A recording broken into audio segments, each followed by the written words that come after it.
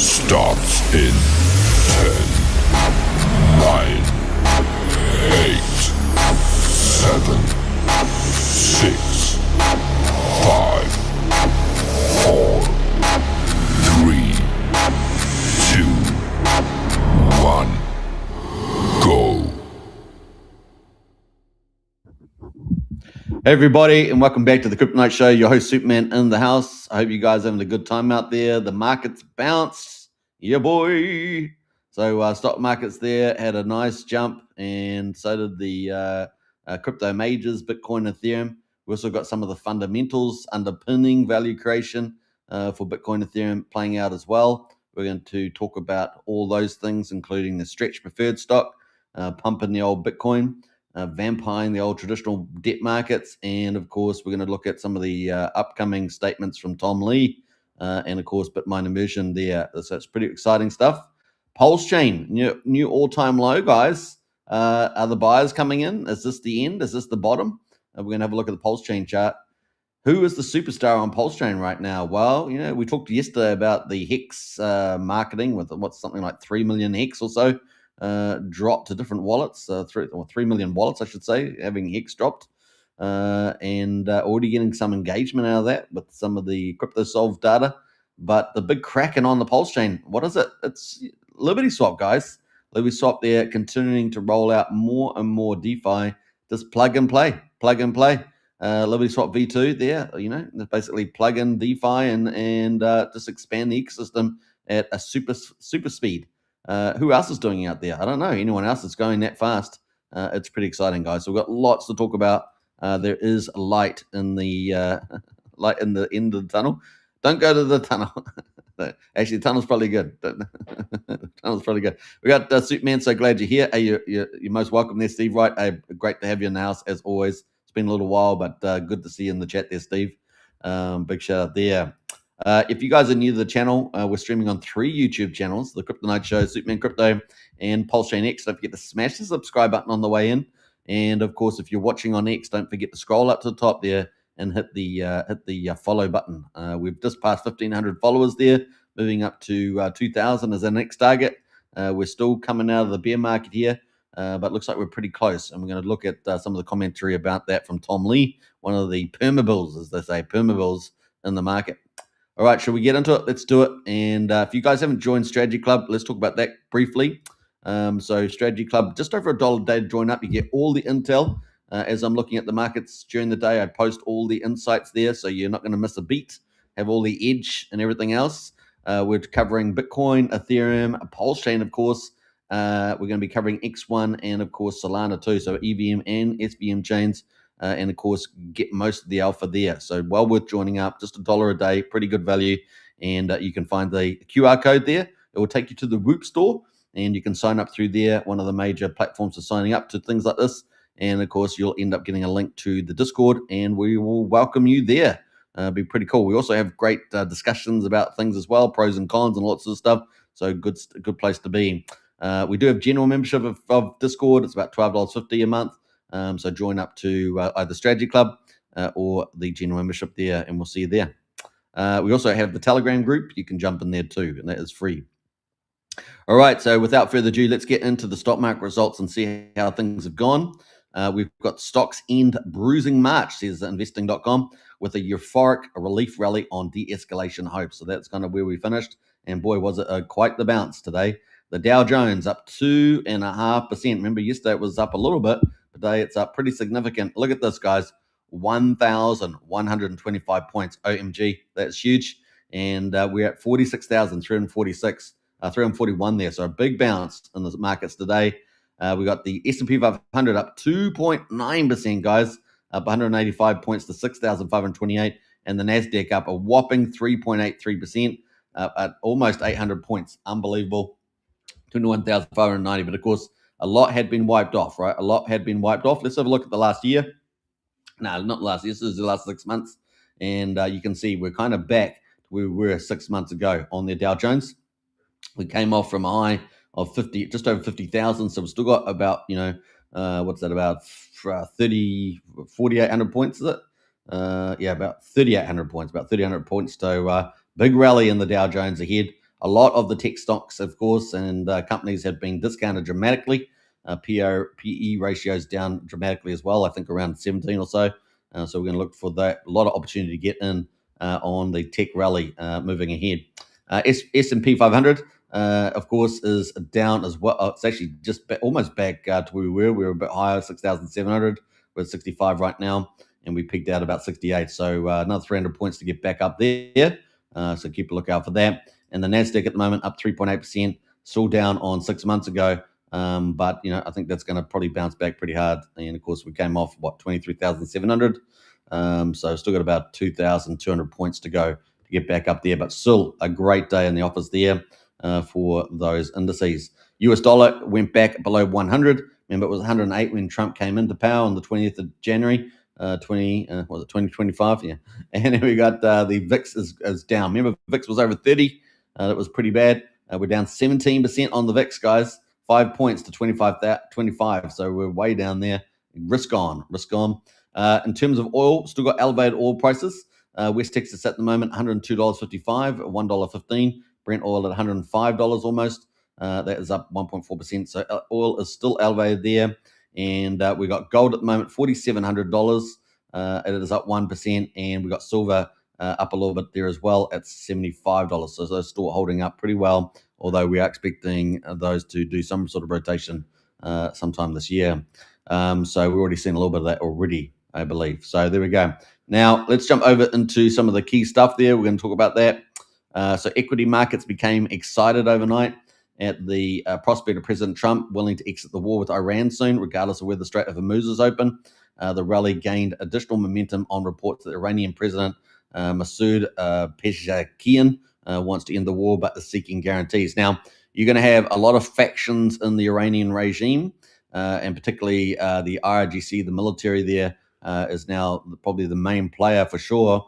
And so you're going to have relative moderates, and you're going to have all the extremists. So a lot of the extremists will be even more extreme because they've been beaten up so badly and lost a lot of their toys. So they're going to have a lot of that play, and they've lost a lot of their best friends, right? So that's still going to, you're still going to have those sort of issues there, and you're going to have potentially a lot of infighting, assassinations, and things like that playing out. That may also be part of the death throes of a potential revolution in Iran as well, and that could still play out after the Americans leave. There's nothing stopping that too much as the resistance movement starts gaining momentum. But of course, the regime will want to kind of crack down on all that. But Iran's a big country, guys. It's a big country. There's lots of different sectors of it too, different tribes and things. So we'll keep a lookout for that. Trump says the Iran war won't last much longer. Now they obviously had a 4 to 6 week sort of timeline.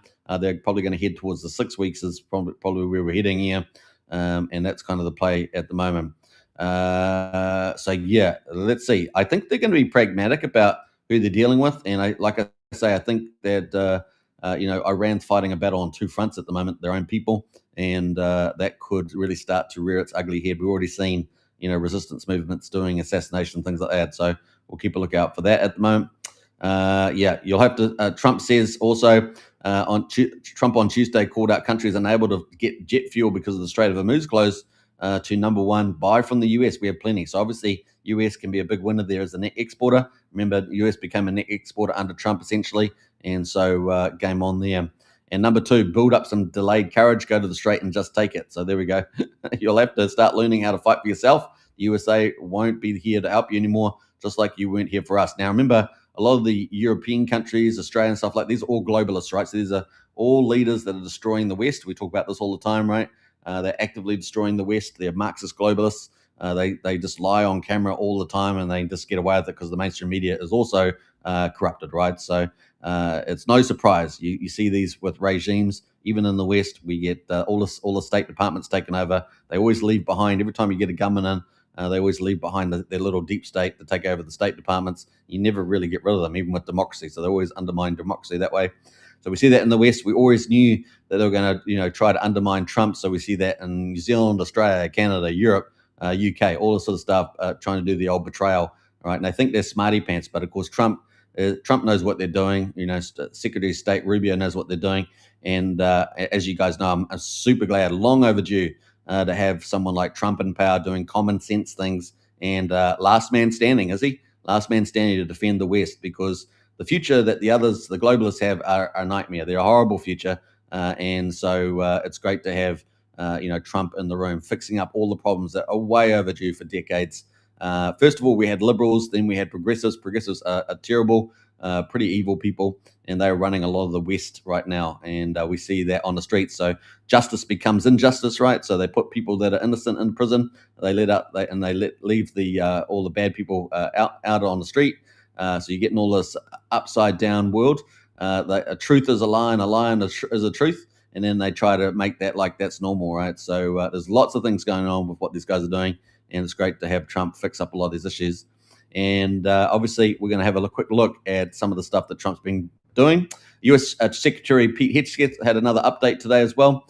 He said there are countries around the world who ought to be prepared to step up in this critical waterway as well, many more vessels as well. So Trump there leaving these rebellious globalist Marxists in the West to go and defend their own oil. Remember, most of the oil that's flowing through the Strait of Hormuz goes to China, goes to India, goes to Japan, it goes to the Europeans, right? So this is where these going to basically say, if you want to defend it, go defend it. You never came and helped us, kind of thing.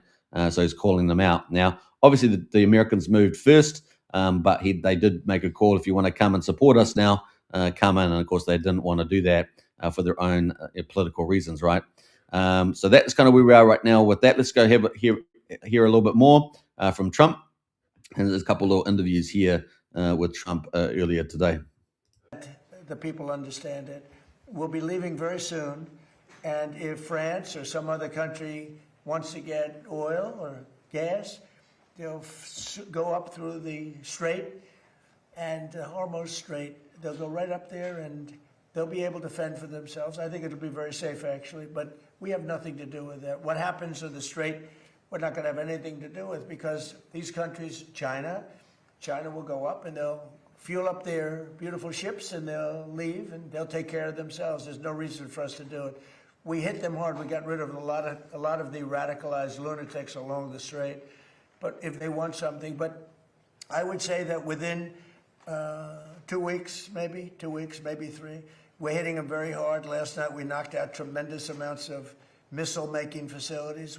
As you probably read or wrote, we knocked out. Excuse me? Pardon me for interrupting. The U.S. will be gone or done with the war in 2 I think weeks? 2 or 3 weeks. Not 3 weeks. If it is We'll 3 leave weeks, because then it there's would no be reason for us to do this. Look, problem with the strait, a guy can take a mine, drop it in the water, and say, "Oh, it's unsafe." It's not like you're taking out an army or you're taking out a country, or they can drop it, or you can take. So that's a little update there from Trump there. I think we've got a second one as well. So let's talk about this one too.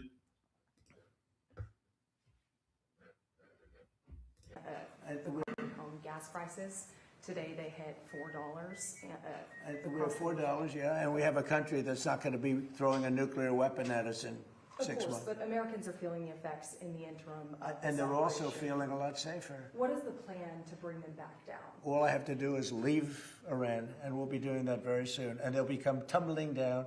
And stock prices were up today almost to a record because they know 2 things. Number one, we have a safe country. We had to take a little detour because we had a madman named Khomeini, who sadly is no longer with us. Gas prices. All right, so there's Trump there talking about obviously the Strait of Hormuz. People are going to have to come and get their own oil.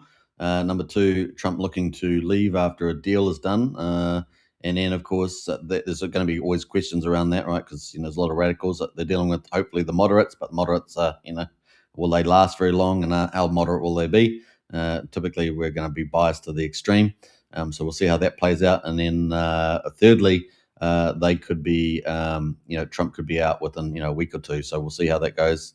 With all that. And the biggest thing, I guess, is should have been done decades ago. Dealing with this regime, they were definitely they were building a lot of their enrichment nuclear bomb technology inside deep mountains, intentionally protecting it so that they could build nuclear bombs, and they probably pretty much were close to having them based on information that they had, and they were going to use them just like they did October the 7th. They would have used those in a way of terrorist fashion, not from a state fashion, where you fire nukes over, but actually more terroristic, and we could end up having a nuke just pop up on the mainland of the United States, and then suddenly boom, and it's all too late by then, right? Millions of people get killed with that sort of stuff. So it was long overdue, and it's great to see this taken care of. Certainly, I agree with Trump, made the world a safer place there. Short-term pain for a long-term gain, and safer environment that we can enjoy our crypto gains in the bull market ahead. That's kind of the play there. Let's jump into Bitcoin. Bitcoin at the moment, we're going to get into all that, but let's go to the GoPulse first. Not GoPulse, let's go to CoinGecko and have a look at the overall markets before we get into Bitcoin. So we've got the total market cap at the moment, 2.41 trillion. We're up 1.1% right now. Bitcoin at the moment is up 1.8%, so also following the stock market up 1.8% at just below 68,000 at the moment. Ethereum there sitting just below 2,100, up 3.8%, so nice gain there. And BNB up 1.2% at $616 at number 4. XRP up 1.4% at $1.32 at number 5. Number 7 is Solana, up 0.8% at $82.97. Tron at number 8 is down 1.7% at 31.3 cents. Figure Helic up 2.8% at $1.83. And finally, number 10 is Dogecoin, up 1.5% at 92 cents. So that's where we are at the moment. Obviously, we're looking for the future rally, all the foundations being laid for that. For a lot of these chains, particularly Ethereum, will be the king beneficiary from a lot of the mega things. But Bitcoin will be the benefit from the stretch, attacking the basically transferring value from the debt markets. We're expecting, obviously, XRP/Ripple and to do well from the payment rails along with Solana. And then, of course, we're also going to have Dogecoin there benefit a lot from Elon Musk and the X-Money wallet and things like that. So those are some of the mega themes we're expecting to lift as we move into the bull market ahead. A lot of those things are being laid into the foundations of the bull run ahead of us. So how long we go, we're going to listen to Tom Lee where we might be heading next. Now, our best performer over the last 24 hours has been Ethereum at 3.8%. And, it just goes to show you these digital asset treasuries as well are really helping give us structural support, I think, for these prices, because they really haven't gone down as far as they might have so far, at least. So the best performer over the last week is still Tron, even though it's down today, it's up 2.3%. Top 100 performance, we've got Mincore up 36%, Stable is up 15% there, Algorand is up 8.2%, Ondo up 7.1%, and Canton there up 6.8% as well. Canton, as I understand, also going to benefit a lot from tokenization, so going to be interesting there. Top 1,000 coins, we've got Edge up 471%, Quantum Resistance up 55%, and Kernel DAO up 35%. Those are trending in the top 1,000. I must say that moves around a lot, though. Trending overall is EdgeX, Siren, and Bitcoin. There we go. Those are trending overall. So we've still got a tiny little crypto market cap, 2.4 trillion. And, of course, we're looking for it to probably do at least 10 to 20x from here to get up towards gold, stock market, and, excluding Mag 7 and Mag 7, all pretty similar. I think around 40 trillion or so, somewhere in those ballpark. They move obviously around the market, but that is what we're expecting. Moving to Bitcoin, let's have a look at the 50-day. So here we are on Coinbase. We've got the 50-day at the moment at 70,939. So we'll just say 71,000 for argument's sake. 85,000 for argument's sake for the 200 moving average. And we've got the current price at 67,880 here. We obviously had 2 days of pump there, as you can see in the chart. So we're just below that at the moment, below 71. So to get back to the 50-day moving average, need a little bit of a pump here, continuation, 4.5% to get to that 50-day. And so we'll look for that. Obviously, the last time we tried to get back over there was up here. We're still in this channel, essentially, at the bottom here with the all-time, well, the local low, I should say, of 60,000, which is kind of towards that power law bond. So let's see if that holds up. All right, so that is where we are. But, Bitcoin's getting structural support, and this could be the iPhone moment, right, of Bitcoin. Michael Saylor's Stretch product, one of several that he's launched. And here we are on the Bitcoin Quant site, and we can see that we got finally, since the last time it was operating, so it goes ex-dividend on the 14th of every month, and last month was a huge lift with the Stretch product. it's a preferred stock, and basically is competing with the debt market. So I think the private credit market, the money market, the bond market, and it's offering a whopping 11.5%. And just earlier, within the last hour, we had Michael Saylor confirm that the April 2026 rate is going to be 11.5%. So that has been climbing over the months since it launched. I think it launched somewhere like August last year or somewhere like that, and it's been climbing the rates. And the rate is probably about 3 times the rate of money markets and bond markets, which are typically somewhere between maybe 2 and 4%. And of course, the private credit markets around about upwards of 8.5%. But of course, private credit markets, you know, there's a lot of issues around terms and conditions and illiquid markets. So this is a staggering attack on traditional markets. Remember, traditional markets and money market, bond markets, and private credit are worth hundreds of trillions of dollars. Now, let's think about that: hundreds of trillions of dollars, and here we've got you know, little old crypto at 2.4 trillion. So this is a massive potential vampire of the whole debt market. And what they're doing is they're sucking all that money. This is the idea. So we're going to keep watching it from month to month as it builds into buying Bitcoin and pushing the value of Bitcoin up. So you can see there's a massive potential transference here. This could truly be the iPhone moment. Still early days, but I think it's incredibly promising what we're seeing so far. And today we got the first minting again. So pretty exciting there. And it looks like we ended up raising, just for the first day alone, 758 Bitcoin. Now remember, 2 weeks ago, they had to issue common stock, so they can either do common stock and or the stretch preferred stock. The stretch preferred stock, of course, is around debt, so you're not diluting the shares at all in any way. But you for MSTR, but you are actually just shaving off a bit of the yield that you might get depending on how much you think Bitcoin's going to appreciate, whether it's 25% or 40%, for example, per year. So this is pretty exciting, and they're willing to pay 11%. You know, 11 points of that, right? So if they're doing 40%, they're paying 11 points for the debt that is raised, and they're buying Bitcoin. So they're increasing as accretive to the underlying Bitcoin that's being held by MSTR common stocks. Hopefully that sort of is easy to follow. We got Wookie in the house. So good to see it. To the moon, indeed. So yeah, overnight they did 758 Bitcoin. They raised 51 million from at the market. So ATM just means at the market. And basically, once the stretch product gets over $100 or $100 or more, they can actually issue new shares or new stretch shares and raise new capital. They take that capital and they buy Bitcoin with it. And so that increases the MSTR value because they've got more Bitcoin in the treasury. And so this is at $100. You can see it's ATM likely active. In other words, likely to issue shares and raise more capital. We can see that yesterday on Monday, on the 30th, there was nothing that was raised, but Tuesday they managed to raise 500. So the total volume was 517 million, and that was trading stretch. And then they got to $100, and then they could start issuing new shares, and they raised $51 million just on overnight. And of course, we got Wednesday coming up, Thursday coming up, I guess, and presumably Friday is operating, although Easter's coming up. I'm not sure about that, but we've got the equivalent Bitcoin buy with 51 million at the current price of Bitcoin is about 758 Bitcoin. So that is incredible, guys. So they're taking this Bitcoin, and we're never going to see it again. It's going into the treasury, so to speak, and that is the idea behind it.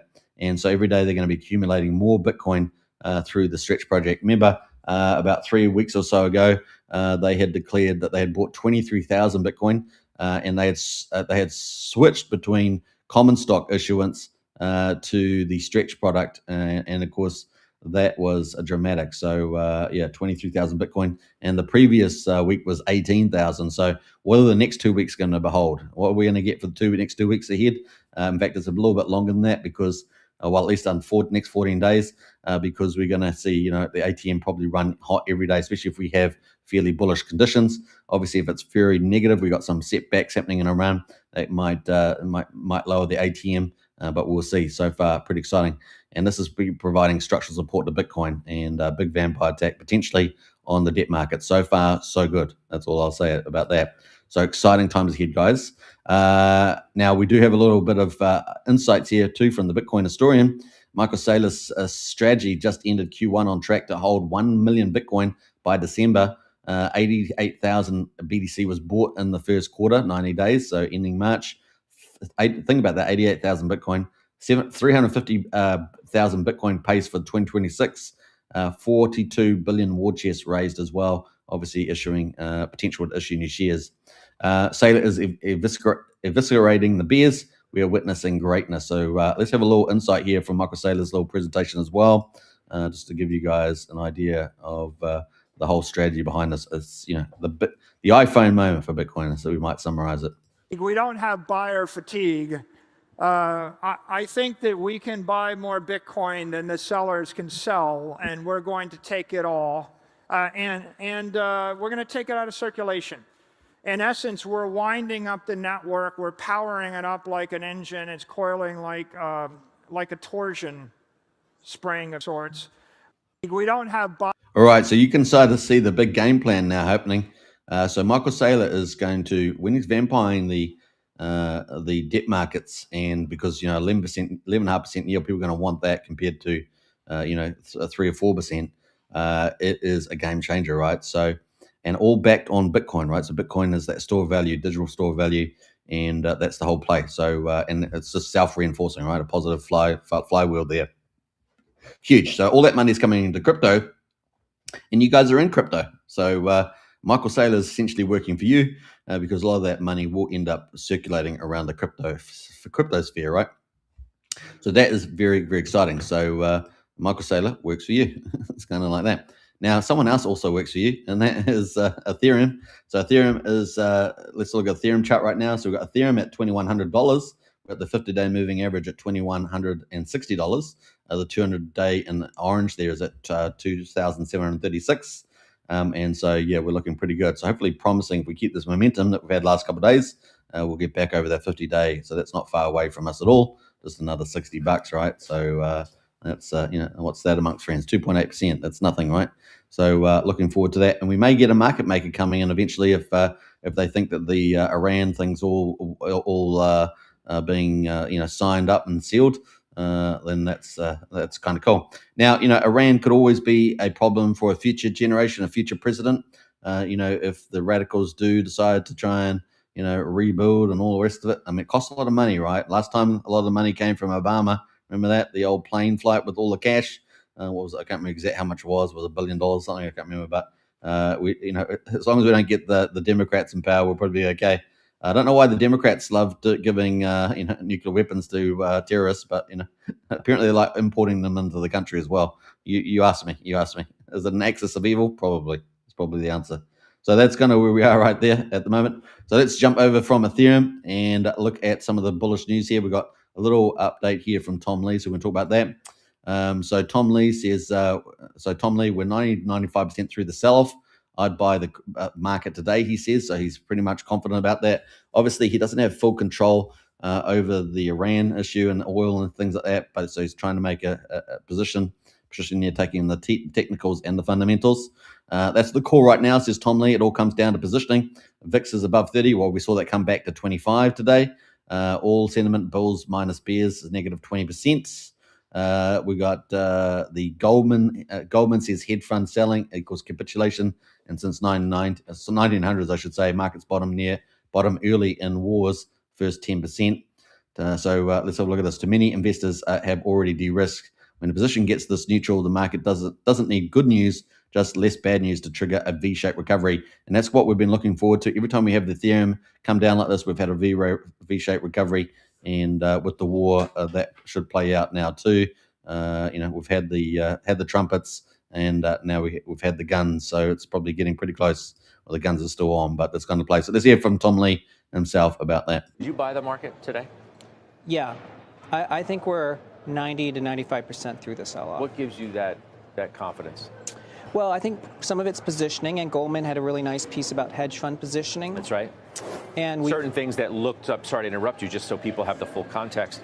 Their note was basically like, look, we've observed a lot of hedge funds selling, which looked like capitulation activity to us. So maybe that's run its course. So now you can perhaps build that base back up. Yeah, so I think that's one component. The second is retail sentiment's very negative because the AAII bulls less bears is minus 20. That's a tactical sign.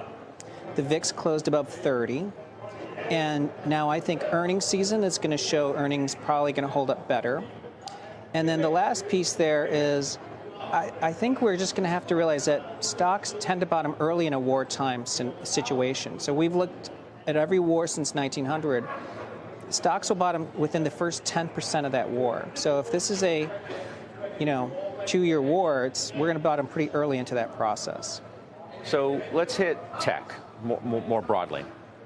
Because it hasn't traded well and it hasn't really shown any signs that it's finding its legs. Like, you had memory names, for example, last week look horrific. And what does Micron do today? Let's show it. Ugly again. There's like it doesn't feel like there's an ability for a stock like that in a group that went straight up and to the right to find any stability there. Mega caps, they haven't looked great at all. And the only thing I can find people saying good about them is, well, look at their multiples now. Yeah. They've compressed a lot in the pullback. Yeah, we're in the fire ready aim phase, right, where any little bad news is going to cause people to de-risk. But as you know, that's why the positioning is something to watch, because at some point people have gotten too neutral and then less bad things can happen and the market has a V-shaped recovery. Would you buy them? So that was the key part there. Less bad things happen. The market has a V-shaped recovery, and that's what we're expecting ahead of us. But I just want to quickly look at another slide that was brought up here in the video here, and that was Tom Lee's market positioning, right? So he likes energy and basic materials. He likes the Mag 7, so it's the Magnificent 7. These are the Teslas and the Nvidia of the worlds. He likes Bitcoin and Ethereum. Obviously, he's leading the Ethereum rush.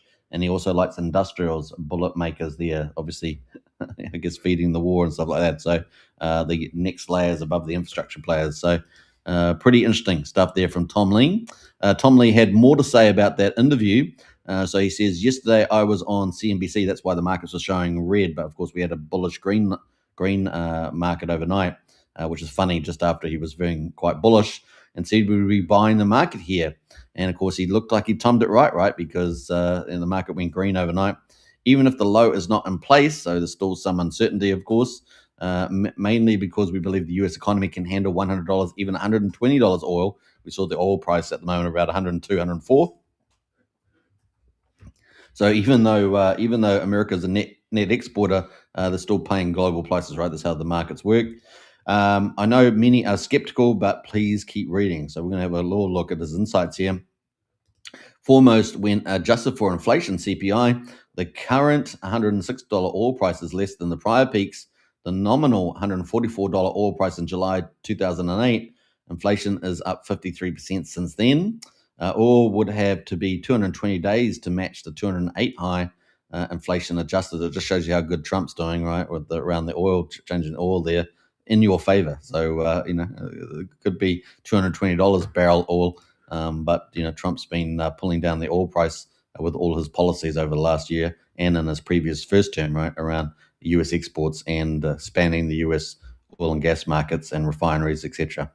So pretty cool there, and you can sort of see the chart there. Now let's jump into number 3 there. We've got the energy intensity of the U.S. economy has also declined sharply in the past 50 years. So lowering the energy requirement also helps with the supply side. You can see that going down on the chart there.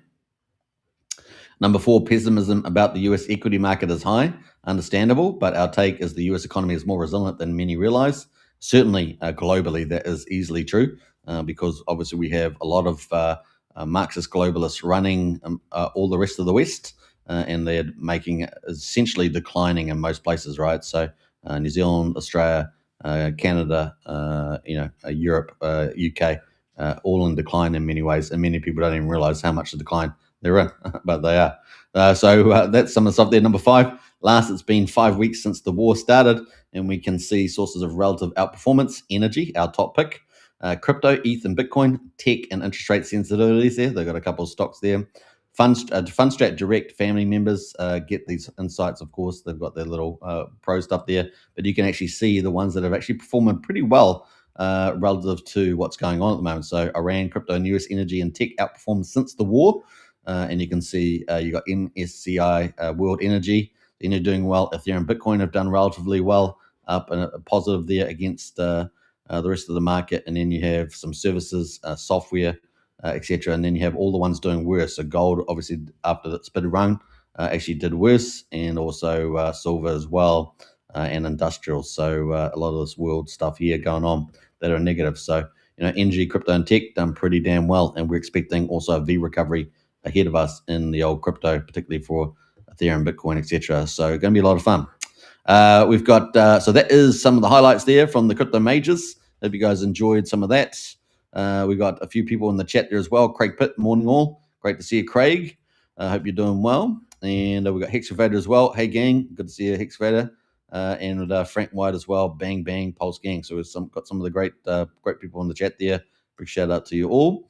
Let's get into Pulsechain. So obviously stock market did well overnight.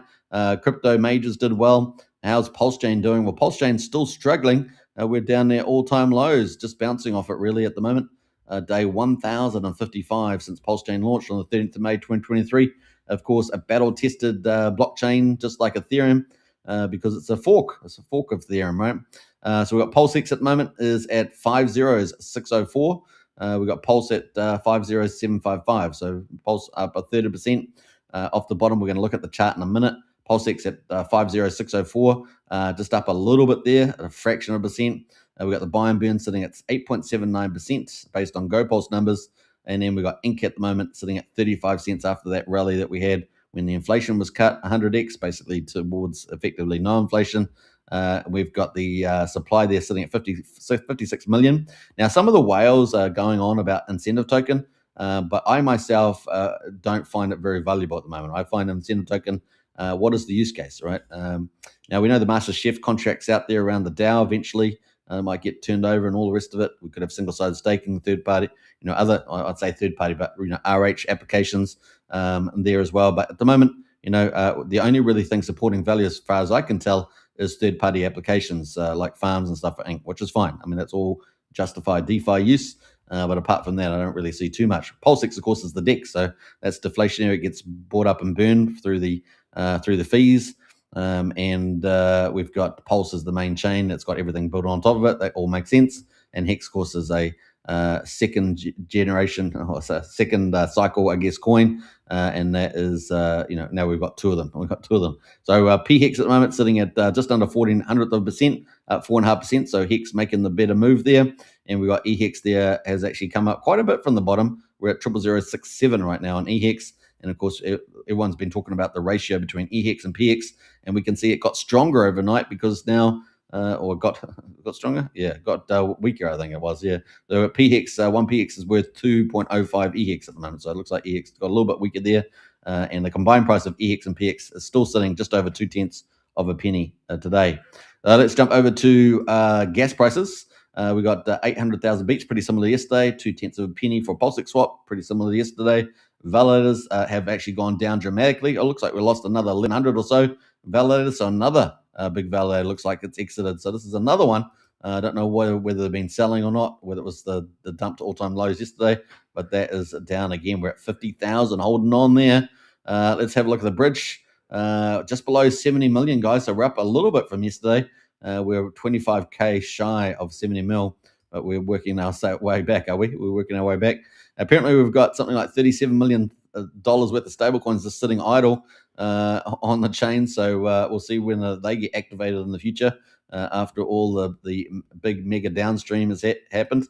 So that's kind of where we are right now. I've got 4 liquidity forks. We're expecting at least 1 or 2 more, along with that would be Vault 369 and potentially Coinwell. Although Rack and Michelle and Jen have I checked yesterday because I wanted to get a bit more update on those protocols, and I didn't see all those companies have disappeared off their publications. I'm not sure whether that's just due to market sentiment and some of the issues that have happened recently in the community around drama, but whether those will pop back up when the timing is right. So we'll keep a lookout for that, and if we get any information, we'll do that.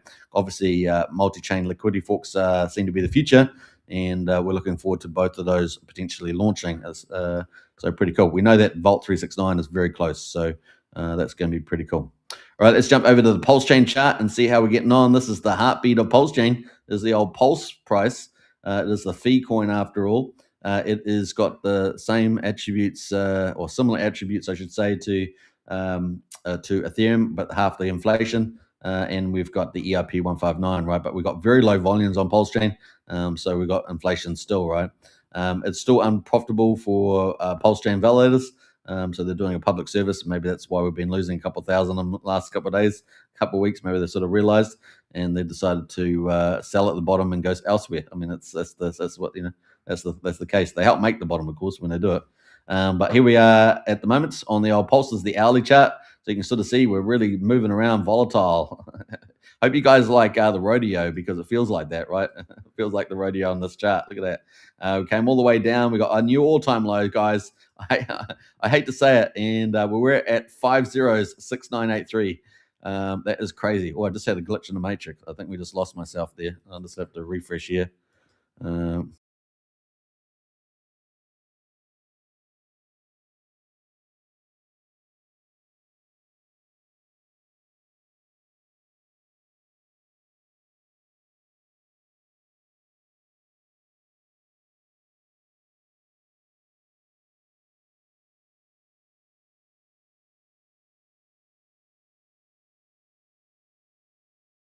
All right, sorry about that, guys. I had a glitch like we did the other day. Had a glitch there, and it's had to reset the camera, so I do apologize for that technical interruption. Hopefully, we won't have any more, once they start happening, hopefully. We had 5 in a row the other day and had to stop the stream and then start again, so I apologize for that. All right, so here we are with the price here, a zigzag. So we rallied all the way from a new all-time low of 506983. And we've gone all the way back up to 70679, and now we're back down to 507538. So what a ride and a new all-time low. Unbelievable there. That's crazy. Let's look at the monthly chart. That's the hourly chart. We're going to go to the other extreme, the monthly chart. And you can see, OMG, we have just started a brand new month as well. Thank goodness. Let's leave this month behind, this one here. Let's leave that one, March, behind with the all-time low behind us. Is it going to be the bottom? Is the bottom being set? And are we going to follow this blue line up to the upside? What do you guys reckon? Get into the chat. Let me know what you think there.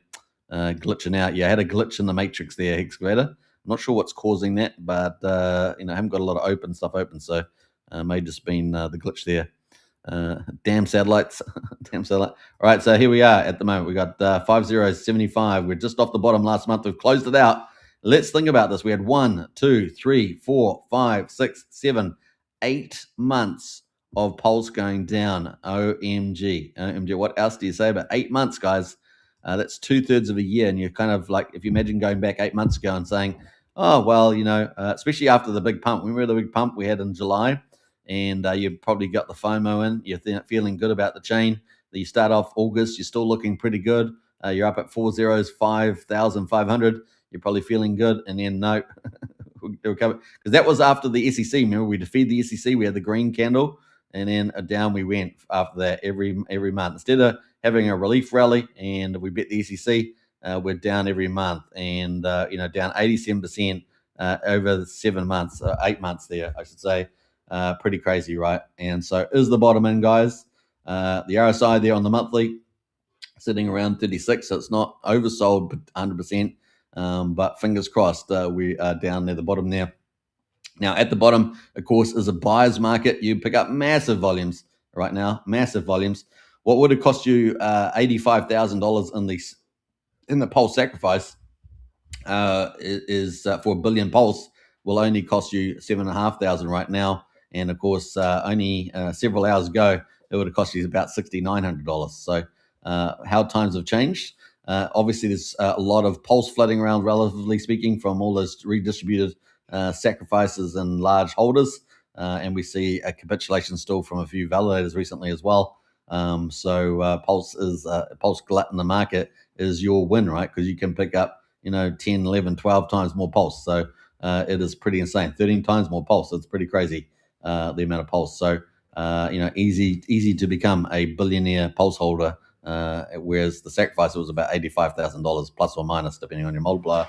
That is pretty crazy, right? So there we are right now, looking at the weekly. The RSI just skimming along the bottom there. And of course, we have had this before, right? So, oh, I got another glitch. Another glitch. Oh my God. Another glitch in the matrix.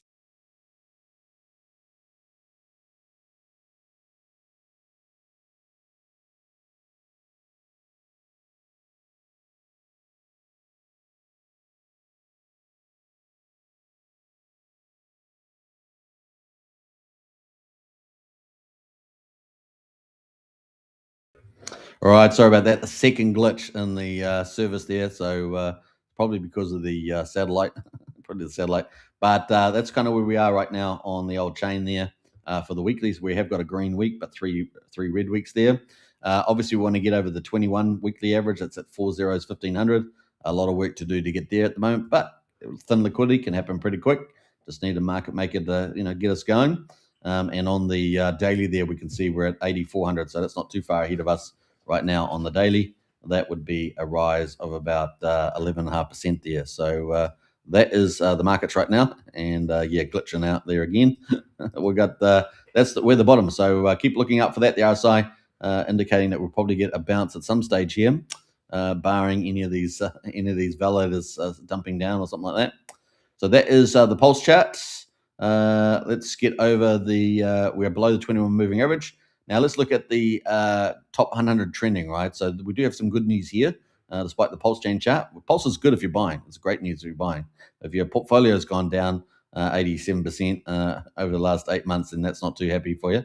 But if you buy at large volumes at the bottom, you can lower your average price dramatically, right? So let's think about that, especially if you're you're getting 13 times more than what you would have had, sort of thing. So there's some food for thought there. In terms of quality protocols, well, we keep talking about this. Peacock really is the kraken on Pulsechain right now, and it's just doing some incredible things. And that's going to continue to play out in the months and presumably years ahead of us. 90mm right now, one of our DEXs. This should be discounted, right? Should be discounted because of the Pulsechain is just one of the little peers here. It's got 32K. Now they are giving out their fees every month. It was about 20K. It's probably lower than that now. I don't know exactly what it is right now. Maybe 15, given prices are down or something. But they keep delivering, right? Our second biggest DEX. We only got two main DEXs, excluding the balancer forks, and they're ticking away. So up 12% today. That's nice to see. Let's have a little zoom on that. We would typically expect these DEXs like PulseX and 9mm and any of the DEX aggregators to really start running up in value when we get a reversal of this mega downtrend, right? This 8 months of downtrend plus the previous months from when Pulsechain launched. Once we start getting a reversal uptrend, we would expect these to re-rate pretty strongly. So a lot of capital would flow would probably happen there. So we can see actually on the daily, 90mm's going up in price. So that's pretty cool. So nice to see that. And we've got the pulse ratio. So we've got that pulse ratio there the last week or so. It's looking pretty good. What's it, about 9-10 days going up there? So we've all gone all the way down from this. We had a spike down here actually on the 18th to 261, and it's now at 612. So this is getting a lot of love there. I'm not sure whether it's the team or whether it's just people loving the product because 9mm keeps delivering, but it is up 135% there on the ratio. So not bad there happening there. And it's nice to see, the second biggest DEX, which is doing how much volume right now? $500,000 in volume. So that's ticking away there. Now, obviously, if Pulsechain reverses and everything, these turnovers can get into the millions very quickly. So keep a lookout for that. All right, so let's have a look at the other things that are going on right now. Zero Trust is tied into Peacock. They're doing about 10 different type of DeFi products. They're working on a lot of different stuff there, and they're part of what they call the trifecta of Peacock. Peacock itself, though, is leading the way today. And why not? These guys their roadmap just keeps getting bigger. They keep dropping new alpha just about every day. Pretty insane. We got Peacock at the moment is sitting at a modest 11.4 million based on DEX Screener's market cap, but they're sitting at 1.35 cents. So obviously we've been up around about 2.8 cents is the all-time high, and intraday high was did tap 3 cents. But the ratio is heading back towards the all-time high ratio, given Pulse is down so dramatically over the last 8 months. It's actually ratios not too far away from its record ratio of 2,200 actually, I think it was. So it's not too far from there. But we're up almost 12% today. And that's driven by probably a lot of news and a lot of buybacks that's happening from the Liberty Swap team itself. So that's kind of the key there. And so you can see all four pairs there are dominating with the old Peacock, number 3 to 6. And then we've got a 0 there going up with it. It's part of the trifecta, tied in with the Peacock volume as well. So that's up 10% as well. So all the ones doing well tied to Peacock, except for 9mm, their second biggest deck. So that's kind of cool. I actually really like to see this. This is how I like to see, Pulsechain valuing the better products, right? The better products get valued. Now, it doesn't always happen. Sometimes we have crap products at the top and all the good ones down the bottom, whatever. Sometimes people are taking their profits from one and rotating. Some people, and then we've got a lot of, what I'd call immature investors. And this is part of it. This is going to be the way it be. But I would like to see over time it mature a little bit, just so that we get, more investable products. That's kind of the idea. And I think we've got kind of like around about 15 plus or minus blue chips on Pulsechain, but we've only got one or two dynamic. One or two of those blue chips are actually dynamic. In other words, they can be valued up all the time, regardless of where the Pulse price is going. Right, so Pulse might be going down, but these have a better chance of actually getting up on the ratio versus Pulse and keeping that US dollar price up. And so that's kind of where I land Peacock as the Kraken on Pulsechain right now. They do what they say and say what they do, is that the word? And that's really cool, right? That's really cool. We're going to come back to Peacock in a minute. We've got Finvesta up there as well, $1.36, get a bit of recovery at 10%. Zendog is the other one, along with the trifecta for Peacock. So Zendog, 0, and Peacock there, the trifecta. We've got Sparta there up about 7%, tied into the old Hex derivative there. Coffee shop up a little bit there. ZKP, obviously following in on Richard's Prevex token. That's up 6% today. And how's the volume looking? 6K? It's okay. If I can manage 6K or more, it's probably doing okay. So you can buy ZKP, stake it, and then Prevex. Teddy Bear from James Maria up 5.6%, and a Troper there sitting in as well, number 13, 14. Look at that, all the way through to 16. Are we going to see some action around from James Maria as we move forward, or is he capital restrained right now and volatility restrained? We'll see. He's obviously doing a lot of stuff in the background. Now, who's running Liberty Swap? That's the question, right? Who's running Liberty Swap? Is it associated to Richard Hart? It's doing a lot of Richard Hart Vision stuff. Is James Maria involved with this? They're all based in Europe, as far as last time we heard it, although Richard might be in some random country, who knows. But I've heard people say Richard's in South America, Richard's in Asia, Richard's in Africa, Richard's in Russia, Russia. So wherever he is, he's there. But we got Top Hat right now at number 17, up 4.5%. That's still sitting pretty nicely there.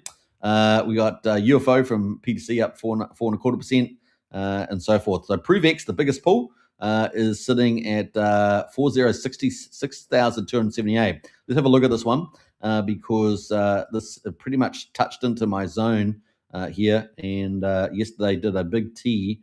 We can see the all-time or the local low. Let me do it that way. The local low was 5,600 yesterday.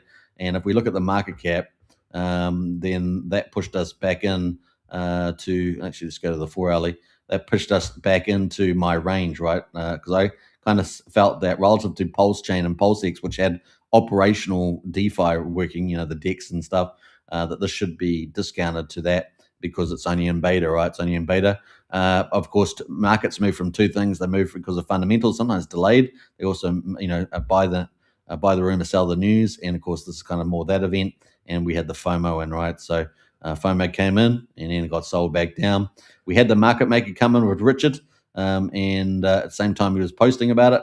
That was pretty unusual. And then we have, where are we dipping? Is this the bottom? Is this the bottom? Well, we definitely want to get higher highs here, but I think we probably want to get back over 85 million is my guess before we start saying this might start moving higher again. And at the moment, we did touch the top of my range. We got down about 73 mil. This range is 60 to 75. And I just felt that relative to, and this is using GoPulse market cap numbers, not tech screener ones. So that's kind of where we are right there on the old Prevex. So is it a good entry? Kind of looking close, but we'll see. We'll see. Do I have the RSI on this? I don't know if I do. Let me have a look. Guess RSI starts to work. Yeah, we've come off the bottom there, so that's kind of encouraging, and we've definitely gone higher than we were before, so it is encouraging. Maybe the bottom is there on the old 74 there on the market cap. Let's have a look at the price though. So that's the one we should be looking at, isn't it? We only just started printing an RSI. It's sitting around 50. so pretty flatlined. And I still got a 4 hour, it's got a better view. We are coming off the bottom for that. Yeah, so we got 65 there. We probably want to get over, over that 6,700 before we start, jumping up and down about it starting to print back up. So not over yet, Still not over the 21 moving average, which is at 65. Still not over 67. So 65, 67, got to break through that to get exciting. And then, game on. And if it particularly breaks over the 73, it's got plenty of room in the RSI. I'd be watching those two together before, hyper FOMO in there. Well, we haven't had another glitch. We had 2 glitches in the matrix. Had to refresh there, but looks like everything's going okay. And I don't think we've lost anybody. I don't think we've lost them. We've got Red Ray now, so good to see Red Ray. All right, so let's jump over into the rest of the markets. So that was ProVex, and that is down at number 24 right now, the biggest pair. Let's scroll down a bit further here. We've got Curve. Now, I do apologize. Apparently, I made a bit of a boo-boo yesterday. It's easy to do when you're covering all these tokens. But we got Curve, CURV, and or CUVR or something, and then we got this Curve. So one of them is the limit orders. I don't think it's this one here. So just take note of that. So be careful with the Curve. But tricky there. We've got Gizmo at number 30, up 3.5%. We've got all the ProVex in here as well. SCADA, Reserve Tay pairs in here. They're all up around over 3%. Not too bad. So these are all beating Pulsechain, right? Pulsechain was only up about 1/3% or something. So these are all doing better than that. So we've got everything else up as well. I'm not going to go through all this list, but essentially we've got about 60% of the top 100 trending coins or pairs doing better than Pulse right now. So there we go. All right, so let's scroll down to the bottom and see who's doing the worst today. Who's doing the worst? It's cruel, I know, but we got a world's OG WebChef, world's greatest PDI printer down 6%. And we've got a few of the other mixed pairs here. Firewhale, PTC the Greys down a little bit as well. So PTC the Greys losing at that FOMO. They're still doing great. Perry Bernard doing great. They're in the monster thread this week. They've got the referral program on, but just there is ebbs and flows, right? Ebbs and flows to these things. But they're back down at 00012. So we should look at one of these pairs. Let's have a look at one of these pairs, I guess. PTC Inc. PTC. I always like the PTC Pulse. This one here, so it's down 1% today. Let's have a look at the PTC Pulse pair, and we can see that it's kind of just lost that rally. Had a nice rally for 2 weeks. These are weekly candles, just down over the last 4 weeks here. Obviously with Pulse down. Let's look at the Pulse ratio. That's what we care about. Everything leveraged. So the Pulse ratio is still looking really good. So it might have flatlined a little bit here, but actually it's had a nice little rally for weeks and weeks and weeks. So that's that referral program right in February, really picking up in the last part of February into March. Those 2 green candles, which you can see there, and just slowly stepping up here. So actually looking pretty good. Actually, the RSI is overheated on the Pulse ratio. If we ever look at US dollars, let's have a look at that. US dollars really low at 44. So I think good times. So probably just track a little bit, just slowly sneak up. And PTC is still looking pretty good. Still looking pretty good there on the Pulse ratio. Look at that. And a bit of a cup going on here. Is it like a bit of a cup? So we'll keep looking at that. It's got resistance at 20.5 Pulse, but still looking pretty good here, I think, on the charts overall with that US dollar RSI. We'll keep checking. Maybe a little bit of consolidation just to cool down the old ratio here. But nevertheless, I think it's more likely up than sideways consolidating and up. From here is my guess. They keep working hard, right? Keep working hard. One of our biggest communities in the Pulse chain. So that leads us to the latest update from Liberty Swap. The Kraken on Pulse chain keeps delivering there. Hopefully we won't have any more glitches in the matrix either. Now we've got Liberty Swap. This is where we finished off yesterday. They dropped some more alpha bombs yesterday. 2 big things are coming for Peacock. Peacock will be available on Coinbase. Say what? Yeah. So that's been pretty exciting. Now, we're not in decentralized exchanges here, but we recognize that Coinbase has got a huge American audience and client base, right? So it's a good thing. It's a good thing. And we want Peacock to become a $1 billion utility meme and one of the main catalysts for Pulse Chain. Then hell yeah, let's do it. Peacock buyback and burn will be brutally strong. OMG, all that volume, right? All that attention, all that love. So these guys have been working hard, guys. They're working hard on multiple fronts to add value, which is pretty cool. Also, what do you think about VCOC here as well? So, we like derivative plays. So exciting stuff there. Peacock go to the next level. Liberty Swap, big vision. Cannot stop thinking about it. Billions, says Liberty Swap. So they're going to keep going. And man, they're doing some exciting stuff there. RhinoFi says VCOC governance on top of that turns holders into participants, not just spectators. We like that. Yeah. That's pretty cool. We got the monster thread there. If you haven't checked it out, check it out. Number 47 from MVS. Nice. What else there? Raging says Peacock will be number one coin on Pulsechain. It will. We're doing everything we can to make it long-term store of value, adding more ETH to our war chest. Indeed. V tokenomics has its strengths, though, completely optional. That's true. We've got lots of cool stuff in here. Real DeFi activity on Pulsechain is the strength of our blockchain. I don't think Mr. Hart will let it go to waste. I agree with him on that. So lots of cool stuff happening there with Liberty Swap. So that was where we ended off yesterday, but we got more, right? We got more. We're going to go, what happened there? I'm not sure what happened there, but how's the screen looking? Okay. Let's scroll up here. We got some cool little things here. Now, I thought this is pretty interesting. So Pulse Alerts here decided to do some buy volumes of through Liberty Swap data, which we hadn't really seen. Been wanting to get some of this information, and here we got it. So turns out volume by network, top networks, base there is the top. So that's interesting. You guys all on base, but anyway, base is doing well. 98,500%, so circa almost 40% is base volume. Ethereum, 92,300. This is over the last 3 days, by the way. So, it's 35,000 a day on these networks. 37% on Ethereum. BNB, 38,700. That's pretty cool, 15%. So these are the top three, base, Ethereum, and BNB. So you can't be too, those are all major coins. Arbitrum, 5,800, a chain 9009, there, 42. We've got these other chains here as well, about a couple of thousand. And then we got the Polygon, Optimus, and others, 2,500 there. So we're obviously looking for other chains to build up, but that's pretty interesting allocations. I thought that was really interesting. Thank you, brother, there from Liberty Swap. And presumably that was accurate too. So there we go. Some insights there.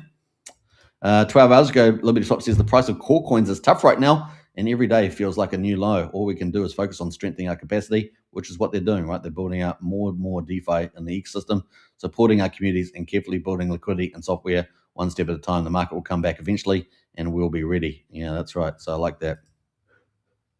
All right, let's scroll back up here. I think I've had some issue with the matrix here as well on the old X. This week, our product updates will significantly enhance Liberty. For the first time, Liberty products will be adopted by major partners on Ethereum. So, guys, these guys, I don't know. They got some magic sauce here, but they're now talking about getting. We saw little Blues Clues that they were getting recognized by the industry, right? And now it looks like it's going up into all the major ones here. For the first time, Liberty products will be adopted by major partners on Ethereum. And this is what we're looking for. I was actually going to leave a comment to them yesterday, and then I thought, well, maybe they're already doing it. And I was going to say, major partners would be really cool if you guys could hit them up. But I thought, they're probably already doing it. And here they are the next day. They put this in the post. And other EVM compatible chains, in addition to Pulsechain, the resulting free flow of capital through Liberty will be substantial. And that is king, right? That liquidity, capital flow is king, right? That's what we want to see. As I always go on about, Bitcoin and Ethereum, they have 90% of pretty much of the volume going through there, and that's the key, right? That's the key. And now, getting this happening multi-chain and through Pulsechain, we get to share in that, and that's bullish, right? That's bullish. Obviously, it's multi-chain too. On-chain analysis will be able to see these movements, providing excellent visibility and serving as a powerful way to showcase both our products and Pulsechain to the broader crypto industry. Isn't that exciting? Absolutely cool. Some popular wallet and dApps will use our services. Woo-hoo-hoo-hoo. That's why they've been doing. Remember, they just opened up the SDKs and the APIs and all that stuff. APIs, yeah, they've just opened all those stuff up, right? It's pretty cool. We saw even Internet Money Wallet connecting up with them about that with the APIs. This is amazing news. It says $10. We will coordinate with them on marketing as well. Now, I talked about that yesterday. I had a suspicion they were going to do promotion, but then yesterday I said, we're going to be doing more DeFi and less marketing. But now they've obviously given us a little bit of Blues Clues that they will coordinate with them on marketing. So, share the burden and get the benefit, right? And you're opening up with a whole ton of new audiences with these major players. Very, very exciting stuff here going on. Awesome stuff. So some cool things there. Adding to the Peacock, it will definitely create massive demand for Peacock as teams on other blockchains start using our products. Ooh, like that. There's some more angles there. Mostly through buybacks and burns. Could you please tell us what the use and proper purpose? Buybacks and burns here for the old Peacock. Feed the bird with all fees and other incomes. I like that. Is it go time, sir? It's almost go time. So obviously they're building up towards what they might think is the market moving. So huge stuff there from Libya's up. So big teasers. We're looking forward to it. We should get a lot of releases about that. And then not following too long after that, they get Coindar on, right? We've already seen two other major information platforms talk about LibertySwap in the last couple of days. And now we've got Coindar as well. Number one Peacock cryptocurrency calendar. They got 60,000 followers. These are all new audiences hearing about the LibertySwap and Peacock services. And they got Peacock event has been added to Coindar. So vote for the event to bring it to the top. Check out the media about Pulsechain Peacock there. So that's awesome. Now, if you guys want to go and vote for that, I highly encourage you to support that because it helps with Pulsechain overall. I'll leave that link on the chat here so you guys can go vote for that. Presumably, be active. This is how you, as a community member, can help pump Peacock, LibertySwap, and Pulsechain ultimately. So it's pretty easy to do. Just go and support that.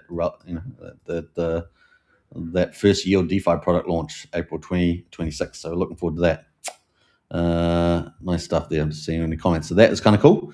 And what else we got there? We got 8 hours ago, users can shield and unshield USDC using Railgun privacy protocol to protect their poly market trades. I thought that was a really nice use case or application of their shielding. What else we got here? They said 7 hours ago that they're going to update their list of coins and tokens on Pulsechain across all LibertySwap products to reduce confusion.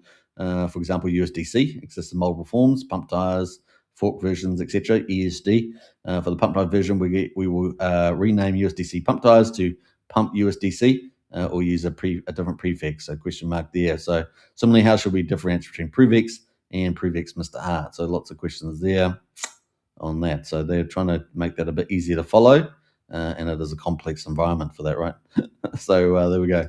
What else? We will definitely be a huge debate over whether the fork should burn Satoshi Bitcoin wallet. Yeah, maybe. Now we're going to jump past all that. These comments. We do have a solution to create pain-free Pulsechain trading experience. Just takes a little time to make all of these problems a thing of the past. So they're working on that. We're getting excited about that when it comes up. They're moving, obviously, in the future to Liberty Land and other products. Remember that their LibertySwap V2 upgrade and now allowed them to hook in new DeFi. Just hook them all in. Just rapidly expand the DeFi ecosystem, which is awesome. And we've got so much on the roadmap right now. It's crazy. 3 hours. If your wallet keeps, they're talking about the gas issues there. So there's a little bit of stuff around that, a little bit of admin. 2 more weeks. We know the grind. Yeah, Trump, they're talking about 2 to 3 weeks left in the play. We're going to scroll back up here. So 2 hours ago, we've seen this virtually every day, haven't we? Is that LibertySwap buying up more Peacock and adding Ethereum and USDC. So they've been buying up Peacock and also adding USDC and ETH. So just bought 6,000 worth of Peacock and added $14,000 USD to the buyback wallet. Let's see who is more patient and consistent there. So these guys are backing up their support of the Peacock there as the official token of LibertySwap. And that is essentially the store of value for the ecosystem there. And obviously, we're looking, I think we've had fairly diamond hands in the Peacock holders. And so we'll keep a lookout for that too. And maybe it's just the beginning, right? Maybe it's just the beginning there. Let's see what people thought about that. You guys are making me FOMO Peacock, says Caleb on crypto, another influencer in the Pulsechain community. We need a token that reflects Peacock. I might just add Peacock to my core ecosystem, which will now be core 9. 9 is a good number. Apparently, it's my life number, he says. Number 9 is okay. Lady Liberty. We rise together, Lady Liberty. Friends stay strong and rise together. I believe in the Pulsechain Trinity. So we're talking about 0, right? One of the trifecta there. Chasing the airdrop, planning this. Yeah, so we're talking about that. So the wallet's coming up, right, for the privacy wallet, public wallet they're doing. And there's going to be airdrop. For, is it the XZK? I always mess up the letters, so hopefully we'll try and get that right. What else we got there? Just can't stop. Pulsechain needs a strong coin, and it's called Peacock. Oh wow, it's much more than that since we bought a ton of Peacock and added it to our LPs. Yeah, I thought they had 7.5%, but they've gone up a lot since they've been buying tons of Peacock every day. I mean, yesterday they bought $15,000 worth, for goodness sake. Today they bought another 7. These guys are buying a lot of Peacock. Yeah, crazy stuff. So kind of cool. Lots of excitement around that. And what other team is doing this, right? Other team is doing this. Pretty crazy there. So that is the latest and greatest from Liberty Swap. You can see the Kraken on Pulsechain doing some pretty amazing stuff there. We're going to keep watching their journey, but they've got some big stuff coming up this month, right? This month of April has just started. We're expecting the wallet. There'll be an airdrop for Peacock holders, no doubt. We don't know the final tokenomics of that, but presumably it's going to be a big chunk of the supply, and that will be, as I understand, a DAO token and stakeable, earning yield fees. So that's just another pump momentum for the old Peacock. Yeah, we'll keep a lookout for all that. Lots of cool things. They got their liquidity market maker going to be launching for LibertyX, the DEX aggregator, I think. What else? With the intent-based trading. And then they've got, what's the other thing they announced as well? Another yield coin, I think it is. I just can't remember what the basis of that was, just off the top of my head. But exciting times. And then Liberty Lens coming later on. And of course, we've got all these big announcements, all these big partners going to be launching. So we're going to get here probably announcements, and they're talking about Coinbase and listing and everything else. What other big ETH mainstream platforms and information sites will be listing the old maybe directories too, listing the old Liberty Swap. So kind of cool. Remember, Liberty Swap is at the frontier of all this technology around privacy and DeFi. That should attract a lot of attention, and they've got a rising volume going through their protocol, which is kind of cool to see. Is it about to go next level? 10x the volume, 20x the volume? We shall see. Will it go even more, 100x the volume? We're going to be watching the journey of the old Liberty Swap. Will Peacock become the one of the top memes in the world? Get into that $1 billion club, very exclusive club. There's only about 7 coins or something in that club. Maybe this is the best bet, one of the key catalysts to get Pulsechain on the roadmap. Putting aside Richard Hart's game plan for Pulsechain, could be pretty exciting there. All right, we're up to around 12 minutes. It's probably a good time to finish. What do you guys reckon? I think it's a pretty good time. Now, if you guys want to get more alpha, then drop into our strategy club. It really is a great place to be, passing in all the intel about the market in there. A lot more than I covered on the live stream, of course. And you can join up today. Just over $1 a day. It's fantastic value. And you can either hit the QR code below me in the video, join up through the Whoop store, one of the major stores for joining up to clubs and stuff, and that will give you a link to go to the strategy club, and we'll see you in there. You get all the benefits of the rest of the Discord, including all the resources, the crypto helpline. We are the only ones that have that in the Discord there, and of course some of the best people in Pulsechain and crypto. So join up today. What else we got? We've also got Telegram. You can join up to that too. And general membership is $12.50 if you want to join up Discord for that. It doesn't include Strategy Club though. All right. Hope you guys enjoyed it. I'll catch you again for tomorrow's show. Maybe I'll do a show later on. I don't know. It just depends what topic's out. Yesterday I did 2 shows. I did Titanx. Titanx is getting closer to its 888-day payout. We're looking forward to that. $2.3 million, probably a bit higher now, probably 2.5 million today since ETH went up. It's going to be interesting in 2 days' time. Lots of theories going around there about Jake Sharp and all that sort of stuff. So we'll keep tabs on that. We also saw X1 Chain, the fee coin there, jumping a decent percentage. I think it's back at 40 cents, way down from its dollar mark though. So we'll keep a look at that for that. X1, of course, the superior Solana chain. May it never go down. May it always go up. So we'll keep a look at that. That's from Jack Levin, of course. We've got Jake Sharp and Jack Levin. I always get them mixed up. But we got cool things happening in that space after a long time for Titanx. And, of course, only the beginning, I suggest to you, for X1 Chain in its infancy at the moment, just laying out all the basics that they can rally, I guess, when the bull market hits. All right. So I hope you guys enjoyed the content. Catch you again tomorrow if I don't do another stream today. Until then, take care, everybody, and bye for now. Don't forget to subscribe, smash the follow. See you later on. Cheers.